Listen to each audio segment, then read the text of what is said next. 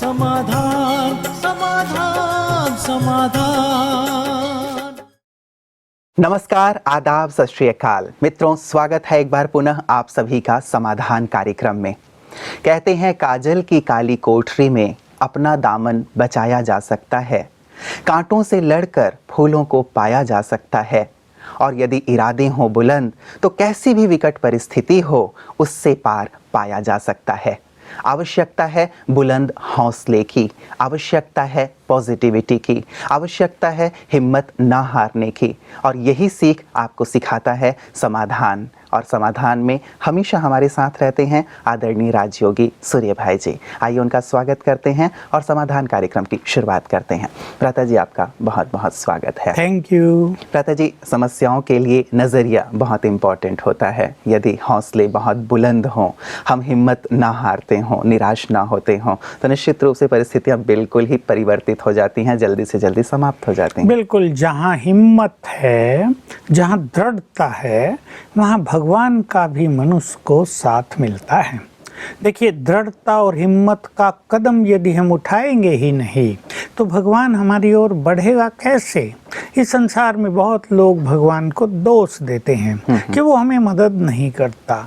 जो राजयोगी हैं वो भी कभी कभी ऐसा कहते हैं कि हमें परमात्म सहयोग की अनुभूति कम होती है, लेकिन वो ये भूल जाते हैं कि जहाँ हिम्मत है वहीं परमात्म मदद है। अगर हम हिम्मत के कदम ही आगे नहीं बढ़ाएंगे तो वो हमारी ओर आएगा ही नहीं। हमें किसी ऑफिस में जाके काम कराना हो तो हमें जाना तो पड़ेगा ना। हम सोचें बिना जाए ही अधिकारी हमारा काम कर देंगे, और हम जाएं तो नहीं और शिकायत करते रहें कि लोग देखो कैसे भ्रष्ट हो गए हैं, हमारा काम नहीं करते, हमारी फाइल रोकी हुई हैं। हिम्मत बहुत आवश्यक है। सचमुच कभी कभी ऐसा हो जाता है कि परिस्थितियाँ, समस्याएं मनुष्य की हिम्मत को नष्ट कर डालती हैं। वो उसे ऐसा कहें कि मार डालती हैं, कभी कभी तो उसकी उमंग उत्साह को भी धराशायी कर देती हैं। लेकिन फिर भी जिनके पास ईश्वरीय ज्ञान है, जो रोज ईश्वरीय महावाक्य सुनते हैं, उनकी उमंगें रोज फ्रेश होती रहती हैं, नई नई उमंगें आई रहती हैं। और ईश्वरीय ज्ञान रोज प्रातः सुनने से सोई हुई चेतना पुनः पुनः जागृत होती रहती है। मनुष्य की सोई हुई शक्तियाँ भी जागृत हो जाती हैं। इसलिए बहुत आवश्यक होता है तो रोज ज्ञान श्रवण, ईश्वरीय महावाक्यों का श्रवण और सवेरे उठकर मेडिटेशन करना, ये वास्तव में समस्याओं को समाधान करने का सर्वोत्तम तरीका है। जो इन्हें छोड़ देते हैं उनके लिए समस्या भारी हो जाती है। और जल्दी उठ करके कुछ अच्छा चिंतन करें, ये बहुत आवश्यक है। जैसा आज आपने कहा भ्राता जी, मैं मेल की ओर आपको ले चलता हूँ। ये हमारे पास अनाम मेल आया है और ये कहते हैं कि मैं गृहस्थ में रहकर पिछले 10 वर्षों से ब्रह्मचर्य व्रत का पालन कर रहा हूँ और आध्यात्मिक साधना कर रहा हूँ। मेरी धर्मपत्नी का मुझे पूर्ण सहयोग मिल रहा है, लेकिन पिछले 2-3 मास से एक महिला मेरी दुकान पर आ रही हैं। पहले तो वो महिला मुझसे यूं ही औपचारिक बातें करती थी, लेकिन अब खुलकर स्त्री पुरुष संबंध की बात करती हैं और मेरे करीब आने की इच्छुक हैं। मैं कोशिश करता हूं कि उसका फ़ोन ना उठाऊं, उससे बात ना करूं, लेकिन उसके बार बार फ़ोन करने पर मैं उसका फ़ोन उठा लेता हूं। उसकी बातें मुझे अच्छी लगने लगी हैं। मैं जानता हूं कि मैं गलत कर रहा हूं, फिर भी अपने आप को रोक नहीं पा रहा हूं। कृपया बताएं कि इस सिचुएशन में मुझे क्या करना चाहिए। देखिए, पवित्रता का मार्ग निश्चित एक बहुत सुंदर मार्ग है, और जिस व्यक्ति ने 10 वर्ष की पवित्रता की शक्ति अपने अंदर संजोई हो, उसे सोचना चाहिए कि वो इस शक्ति को ऐसे ही नष्ट नहीं कर देगा। पवित्रता न केवल एक शक्ति है, लेकिन एक बहुत बड़ी डिविनिटी है, रॉयल्टी है। इसको यूं ही किसी चक्कर में पड़कर नष्ट कर देना किसी भी तरह से बुद्धिमानी नहीं माना जाएगा। देखिए, ये माया ऐसी है, चारों ओर माया का साम्राज्य है। तो कभी कभी अगर मनुष्य ऐसा महसूस करता है, जैसा इसने कहा, कि वो चाहता नहीं है पर वो कमजोरी उसके अंदर काम कर रही है, ऐसा बहुत मनुष्यों को विभिन्न क्षेत्रों में महसूस होता है कि वो गलत बोलना नहीं चाहता लेकिन बोल देता है, वो क्रोध करना नहीं चाहता लेकिन कर लेता है, वो एक अमुक काम करना नहीं चाहता लेकिन हो जाता है, और जो वो चाहता है वो कर नहीं पाता। इन दोनों का ही कारण है मन की शक्ति का कमजोर पड़ना। हमें किसी भी कार्य को करने के लिए या न करने के लिए शक्ति की ज़रूरत होती है।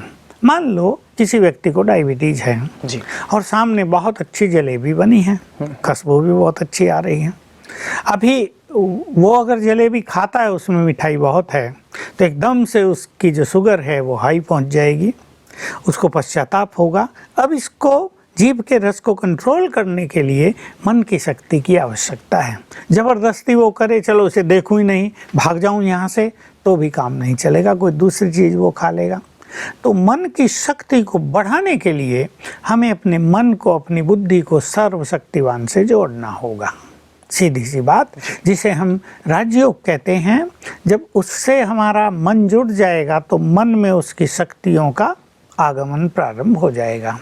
We can gain godly power through Rajyoga meditation. ऐसा करने से शक्ति आ जाएगी। तो यदि ये स्पिरिचुअल प्रैक्टिस कर ही रहे हैं तो इन्हें राजयोग की ओर बढ़ना चाहिए, ताकि जो इन्होंने पवित्रता की धारणा अपनाई है उसमें ये बहुत दृढ़ हो सकें और कोई भी आने वाली ऐसी वैसी बाधा इनके सामने ठहर न पाए। इसमें भी कम से कम 2 घंटा मेडिटेशन की प्रैक्टिस इन्हें अवश्य करनी पड़ेगी। रही बात ये, उनसे इनको बात करनी नहीं चाहिए, क्योंकि उसके नेगेटिव विचार, उसके इम्प्योर वाइब्रेशंस अब इसको अफेक्ट करने लगे हैं। और जितना जितना ये उनसे कम्युनिकेशन करेगा, बात करेंगे या टेलीफोन से बात करेंगे, उतना उतना उसकी नेगेटिविटी इसकी पॉजिटिविटी को नष्ट करने लगेगी। क्योंकि कभी कभी हमारी पॉजिटिविटी से नेगेटिविटी का फोर्स ज़्यादा होता है, बाहरी वातावरण में भी इम्प्योरिटी होने के कारण। इसलिए इनको विचार करना चाहिए कि जब इनकी पत्नी इनको सहयोग देती आई है, देखिए गहरा नाता तो पति पत्नी का होता है ना, जब उसने इनको पवित्रता के क्षेत्र में बहुत सहयोग दिया है तो उनका सम्मान करते हुए भी इन्हें इस बात से मुक्त रहना चाहिए। बिल्कुल। तो एक प्रकार से सुंदर अभ्यास ये करें। भ्राता जी, कई बार ऐसा होता है कि हम अपनी तरफ से बहुत अच्छा अभ्यास तो करना चाहते हैं, जैसे इन्होंने भी अपने केस में कहा, लेकिन मन बार बार जैसे विचलित होता रहता है, धोखा देता रहता है, तो मन योग में भी एकाग्र नहीं हो पाता और मन इधर ही जाता है। तो कई बार मानव मन ये सोचता है कि चलो इधर तो कुछ सुख प्राप्त नहीं हो रहा है तो इसका ही आनंद ले लिया जाए। ऐसी विकट और दुविधा वाली स्थिति में उन्हें क्या करना चाहिए? ऐसी साधनाओं के पथ पर चलने वाले बहुत सारे लोगों के मन में ऐसी दुविधा की स्थिति, विकट स्थिति आती अवश्य है। कबीर ने तो इस पे बहुत कुछ लिखा है कि ये माया तो महाठगनी है, सबको ठग लेती है, ये तो बड़ी बलवान है, तो बड़ी दुष्कर है, सबको परास्त कर देती है। और बहुत सारे आचार्यों ने, बहुत सारे जो विद्वान कवि हुए हैं, उन्होंने इसके बारे में ऐसी बातें बहुत कही हैं। तो निसंदेह ये माया है, ये सेक्सुअल फीलिंग्स माया है। और जो व्यक्ति इससे हट कर चलता है उसके साथ इसका द्वंद्व चलता ही है, क्योंकि मनुष्य के मन में कहीं ना कहीं कोई सूक्ष्म या मोटी कमजोरी काम करती रहती है। लेकिन इसके लिए और आवश्यक है ईश्वरीय ज्ञान में परिपक्वता और एक विचारों में दृढ़ता। रोज ईश्वरीय ज्ञान सुनेंगे तो जैसा मैंने कहा, नई जागृति आती रहेगी। इनके विचार जो कभी कभी उनके विचारों से प्रभावित होकर डल और निगेटिव हो जाते हैं, उससे ये बचते रहेंगे। लेकिन एक बात और इन्हें अपने मन में दृढ़ता पूर्वक लानी चाहिए कि जिस पथ पर मैंने कदम रख दिया है, अब मुझे आगे ही बढ़ते चलना है, मुझे पीछे मुड़कर नहीं देखना है। मैंने भगवान को वचन दिया है संपूर्ण पवित्रता का, तो मुझे उनको वचन देकर निभाना है। किसी के भी मोह ममत्व में फंसकर, किसी की भी दैहिक सुंदरता के अट्रैक्शन में आकर मुझे भगवान को धोखा नहीं देना है। देखिए, ये अपने को भी धोखा देना है और भगवान को भी धोखा देना है। और जो व्यक्ति अपने को धोखा दे रहा है, क्या वो उसको धोखा नहीं देगा जो उसको अट्रैक्ट कर रही है? वैसे भी कहा गया है भ्राता जी कि आप पवित्रता की रक्षा करें तो पवित्रता आपकी रक्षा करती है। और पवित्रता नो डाउट हमारे सारे वेद, धर्म, शास्त्र जितने भी हैं, सभी में पवित्रता की बहुत महिमा समाई हुई है। और यदि थोड़ी दृढ़ता रखते हैं ये, तो जैसा आपने कहा, इससे जल्दी ही मुक्त हो जाएंगे और आध्यात्म के शिखर तक पहुँच। चारों वेदों में एक मत से माना गया है कि ब्रह्मचर्य ही सबसे बड़ी तपस्या है। मुझे लगता है कि जिन्होंने अनाम मेल हमें किया था, इन्हीं के प्रश्न का उत्तर मिल गया है। ये दृढ़ता रखेंगे और निश्चित रूप से सुंदर मार्ग पर चलेंगे। हमारे पास दूसरा जो मेल आया है भ्राता जी, ये कहते हैं, this is sister Sujata from Seattle. I want to ask that how to control negative thoughts. ये भी एक बहुत बड़ी समस्या बनती चली जा रही है। मन में व्यर्थ विचार, नेगेटिव विचार बहुत ज़्यादा आते हैं। बिल्कुल, ये वर्तमान की न केवल युवकों की, लेकिन मुझे बहुत सारी माताएं बड़ी उम्र की, बहुत सारे पुरुष बड़ी आयु के ऐसा प्रश्न पूछते ही रहते हैं कि उनके मन में जब नेगेटिव विचारों का फ्लो चलता है तो न तो वो उसे कंट्रोल कर पाते और इतने ज़्यादा दुखी हो जाते हैं कि क्या करें उनकी कुछ समझ में नहीं आता है। अगर वो पढ़ रहे हैं तो पढ़ाई में असफल, अगर वो बिजनेस कर रहे हैं वहाँ उदास बैठे हैं, अगर वो किसी और फील्ड में कार्यरत हैं तो बिल्कुल निराश हैं कि हम कुछ कर नहीं पा रहे हैं। तो वास्तव में मैं इनको कहूँगा, देखिए हमारे हर संकल्प में क्रिएटिव एनर्जी है जी, ये इन्हें याद रखना होगा। जो कुछ हम सोच रहे हैं उससे उसी तरह की एनर्जी चारों ओर फैल रही है। अगर हमारे मन में नेगेटिव विचार हैं तो एक ब्लैक कलर की एनर्जी चारों ओर फैलती रहती है, और जैसे कोई फैक्ट्री बहुत गंदा धुआं फेंक रही हो, उस पर लोग पर्यावरण को प्रदूषित करने का आरोप लगाते हैं, केस कर देते हैं। तो ऐसा नेगेटिव विचार करने वाला मनुष्य भी चारों ओर के वातावरण में प्रदूषण फैलाता है, एक काली एनर्जी सप्लाई करता है जिससे और व्यक्तियों का दम घुटेगा। तो हमारे हर थॉट में क्रिएटिव एनर्जी है। याद रखेंगे कि हमारे निगेटिव थॉट हमारे लिए असफलता का मार्ग खोल रहे हैं। इसलिए पहले तो ये अवेयरनेस होनी चाहिए कि मुझे सवेरे से ही अपने विचारों को शुद्ध करना है। देखिए जो हमारी दिन की शुरुआत होती है वहीं से हम अपने विचारों पे ध्यान देंगे।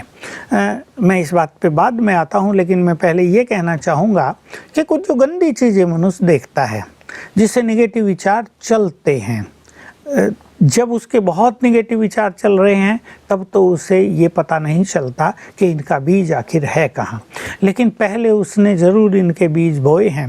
गंदी पिक्चरें देखी हैं, गंदा खान पान खाया है, गंदे लोगों का संग किया है, गंदे नॉवेल्स पढ़े हैं, कुछ चित्र गंदे देखे हैं, वो उनके सबकॉन्शियस माइंड में प्रिंट हो गए हैं। तो इन सब से आज इन्हें निगेटिव विचार बहुत अति में तूफान की तरह मन में उठते हुए नजर आते हैं। तो क्या करें कि सवेरे उठते ही थोड़ा जल्दी उठना पड़ेगा। ये नहीं निगेटिव विचार बहुत आ रहे हैं तो देर तक सोए रहें। देर से अगर उठेंगे तो निगेटिव विचार और ज़्यादा मन में आएंगे। इसलिए सवेरे उठकर हम अपने लिए थोड़ा सा समय दें, खुली हवा में, खुले आंगन में, अगर नदी और पानी है उसके पास थोड़ा घूम फिर लें। पानी के पास मनुष्य के विचार, पानी और वृक्ष, पेड़ पौधे, हरियाली, इन दोनों का सानिध्य जब मनुष्य के मन को मिलता है तो उसके विचार सुंदर होने लगते हैं।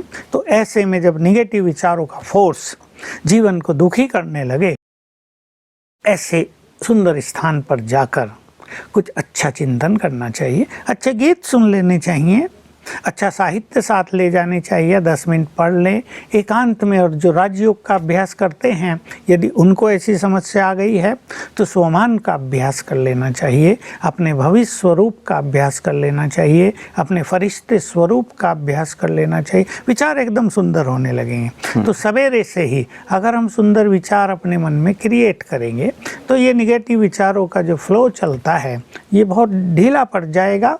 दूसरी बात, सवेरे जो राजयोगी हैं उन्हें प्रतिदिन ईश्वरीय महावाक्य सुनने चाहिए, उससे नए विचार रोज इन्हें मिलेंगे, आत्म जागृति आएगी। और जो राजयोग का अभ्यास नहीं कर रहे हैं, इनकी स्थिति क्या है, उन्हें कुछ सत्य साहित्य का अध्ययन करना चाहिए, बल्कि अपने पास एक पर्सनल डायरी रखनी चाहिए जिसमें कम से कम 100 सुंदर विचार लिख के रखने चाहिए। मोटे अक्षरों में सुंदर विचार मिल जाते हैं, डायरियों पे भी लिखे रहते हैं, हर पेज पर नीचे लिखे रहते हैं।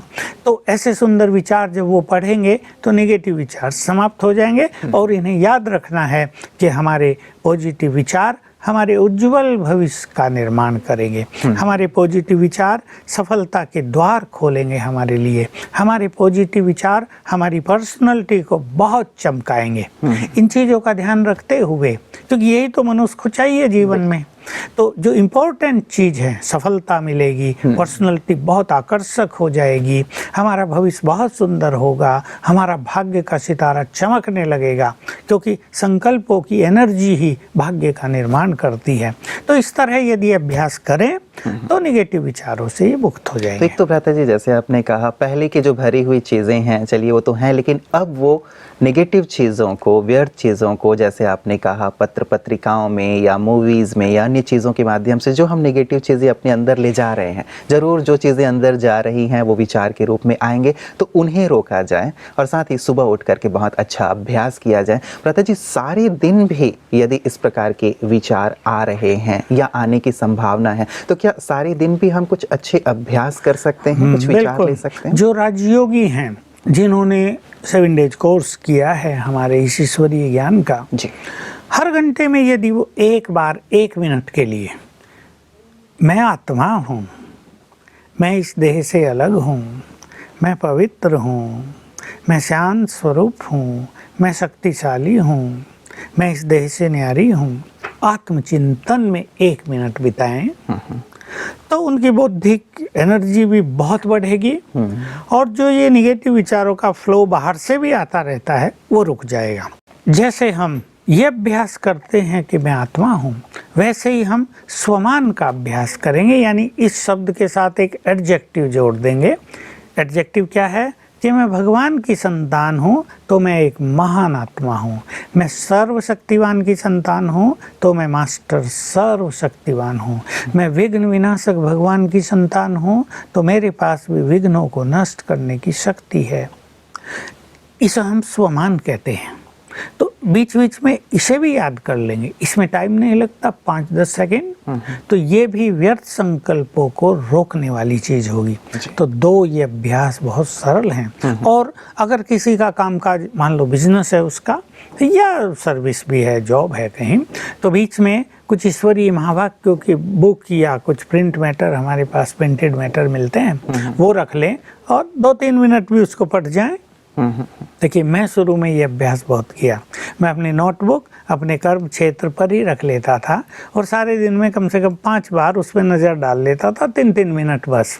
तो वो विचार मन में जागृत हो जाते थे और किसी विचारों का द्वार बंद हो जाता था। तो ये भी एक बहुत अच्छा तरीका अपनाया जा सकता है। बिल्कुल, मतलब लक्ष्य रखा जाए कि हम अपने मन को व्यर्थ की ओर ना जाने दें, समर्थ की ओर लगाएं। उसके लिए हम स्वमानों का अभ्यास कर सकते हैं या जैसे आपने कहा कि हम नोटबुक अपने पास रखें और उसे बीच बीच में पढ़ते रहें। हाँ, साथ साथ इसमें एक चीज और बहुत इम्पोर्टेंट है कि कोई व्यक्ति कहीं भी अकेला तो काम करता नहीं। जी, बिजनेस है तो 5-7 लोग उसके साथ होंगे, ऑफिस है तो 10-20 कितने भी लोग उसके साथ हो सकते हैं। तो अपने व्यवहार को बहुत अच्छा रखें, अपने दृष्टिकोण को बहुत अच्छा रखें। देखिए मान लीजिए हमारे साथ 10 लोग काम करते हैं और हम उन्हें देखकर ये सोचते हैं मैं, ये व्यक्ति बड़ा खराब है, इसको बड़ा क्रोध है और ये तो बड़ा अहंकारी है, या कोई आगे बढ़ रहा है तो हमारे मन में ईर्ष्या हो रही है, देखा ये आगे बढ़ रहा है, इसको आगे बढ़ा रहा है हमारा अधिकारी। तो इनसे निगेटिव विचार बहुत चलेंगे। लेकिन अगर वो एटीट्यूड ही पॉजिटिव कर दें कि ये सब बहुत अच्छे हैं, देखो हमारे ग्रुप में हमारी ये 10 लोगों की फैमिली कितनी अच्छी है, सभी बहुत अच्छे लोग हैं, सभी भगवान के बच्चे हैं, महान हैं, ये सब बहुत आगे बढ़ें, ये इनका परिवार बहुत सुखी हो जाए, इनके बच्चे बहुत योग्य बने। तो यदि हम ऐसा सोचेंगे तो हमारे मन में बहुत सारे निगेटिव संकल्प आएंगे नहीं। ऐसे ही अपना व्यवहार, बोलचाल बहुत अच्छी रखनी चाहिए ताकि हमारे बोल से कोई डिस्टर्ब ना हो। भ्राता जी अब मैं आपको अगले मेल की ओर ले चलता हूँ। ये मेल हमारे पास आया है कोलकाता से। किरण पसारी जी लिख रही हैं कि मेरे को ट्रेन में ट्रैवल करने से बहुत डर लगता है, मैं कभी भी अकेले नहीं जा पाती हूँ और मुझे अकेले रहने में भी डर लगता है। प्लीज़ बताएं कि मुझे क्या करना चाहिए और क्या विजुलाइज करना चाहिए। हाँ, ये भय सबकॉन्शियस माइंड में इनके छपा हुआ है और शायद कई साल से ये ट्रेन में न चढ़ी हो इस डर से। तो वास्तव में इन सब के पीछे सीक्रेट क्या है कि पूर्व जन्मों में इनकी मृत्यु ट्रेन के द्वारा हुई है। चाहे ये लाइन क्रॉस कर रही थी, ट्रेन से कट गई, चाहे इन्होंने सुसाइड कर लिया था, तो इनके सबकॉन्शियस माइंड में ये भय बुरी तरह से छप गया है। अब इसको इन्हें निकालना है, तो इसलिए इन्हें अकेले में भी डर लगेगा। ये अकेले कमरे में सोएंगी तो भी इन्हें डर लगेगा। कभी कभी इन्हें लगेगा ट्रेन मेरे ऊपर न चढ़ जाए, और ट्रेन में चढ़ना तो बिल्कुल इनको मुश्किल हो जाएगा। तो एक अभ्यास तो है कि जब सवेरे उठें, बिल्कुल उठते ही थोड़ा जल्दी उठना है और उठते ही संकल्प करेंगे, मैं सर्वशक्तिवान की संतान मास्टर सर्वशक्तिवान हूँ और निर्भय हूँ। इसको 21 बार याद करना है। मुश्किल से 3 मिनट लगेंगे। मैं सर्वशक्तिवान की संतान मास्टर सर्वशक्तिवान हूँ और निर्भय हूँ। तो क्या होगा, ये संकल्प सबकॉन्शियस माइंड में जाने लगेगा। लेकिन ध्यान ये रखना है कि उठते ही ये काम करना है, क्योंकि जब मनुष्य उठता है तो उसका सबकॉन्शियस माइंड पूरी तरह से एक्टिव है। तो उठते ही इसने संकल्प किया, मैं निर्भय हूँ, मास्टर सर्वशक्तिवान हूँ, तो इसमें पावर, जो इसकी शक्तियाँ थी वो एक्टिव हो गई। और मैं निर्भय हूँ, तो निर्भयता की बात सबकॉन्शियस माइंड ने एक्सेप्ट कर ली। और ऐसा इनको 21 दिन करना है जी। तो सबकॉन्शियस माइंड पूरी तरह से इनको निर्भय बना देगा। और ये ट्रेन में अंदर तो क्या बैठना, छत पे बैठ के जा सकेंगे।